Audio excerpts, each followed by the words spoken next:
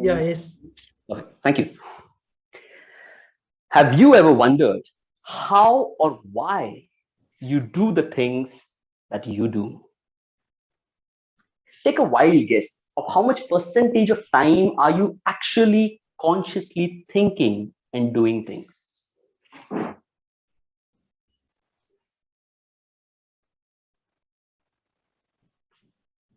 5%. Emma Young in the New Scientist magazine mentions that various neuroscientists have got this research where it is mentioned that less than 5% of the time is where we are actually consciously thinking and doing things. But then, how do we do so many things through the day and all through the days? Good morning, Toastmasters. Rewind back to the past 1 week and reflect on the things that you did, the actions, the behaviors, the emotions that you felt, from the daily chores like brushing, bathing, to complex activities that you have done in your workspace, making decisions, or as simple as driving. We are all blessed. We are all blessed with a superpower that no other being has been blessed so much with, the power to manage the autopilot. With less than 5% of us consciously thinking, it is this autopilot that is there in our own mind that helps us do a large part of things that we actually end up doing. While we were taught habits, the good and the bad, in the moral science class in our childhood, from the research that I have come to witness over the past few weeks, I strongly believe that this is a subject that should be taught in the hardcore neuroscience because that is what the autopilot is. Habits. Habits are nothing but patterns that are formed in your mind after repeating and repeating things. A habit is something that happens even without your conscious awareness for most of the time. Let me give you an example of driving. Let's say you began driving. For the ones who have learned driving, or for that matter, any skill that you have learned in the past, look at how you have learned that skill. The example of driving, you begin by getting onto that two-wheeler, have that balance, brake, the clutch. How often do we fail? How often do we fail at the start? Because this is something new and we are consciously thinking of how we need to learn to drive.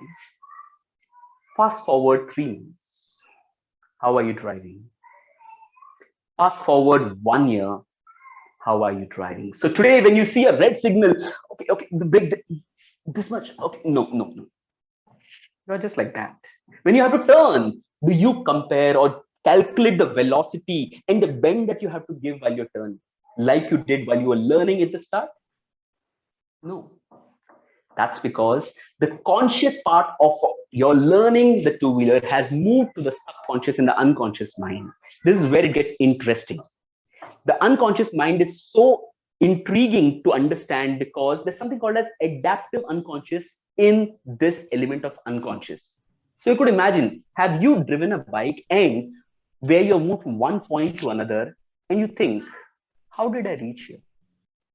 What all happened during this last 2 minutes that I've come here? And yet you have traveled and moved to that point.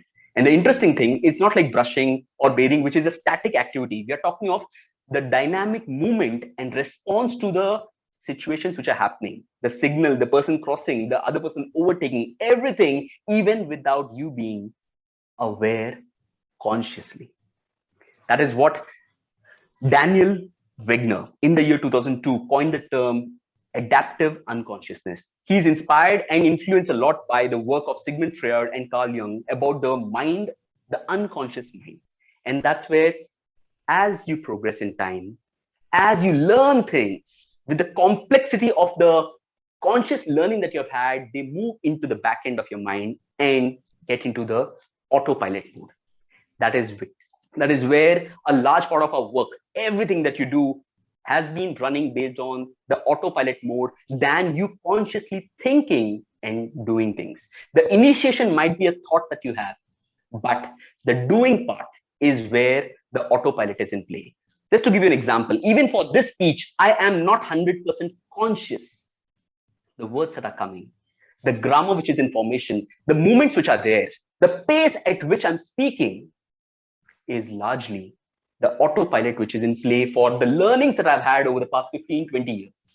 And that is where you have to work on the autopilot. That brings me to the important question. What are we really in charge of then? And where do we get to control our lives? Do you know a flight is 90% on the autopilot mode, and only the takeoff and the landing is largely where the pilot is in control? And so is our life. A large part of how you get into the autopilot mode or how you're getting out of the autopilot mode is where you have the control of your life. From the research that I've got, three astonishing insights that I've come to know about getting into the habits, the autopilot mode, or getting out of the autopilot mode are these. The conscious choice.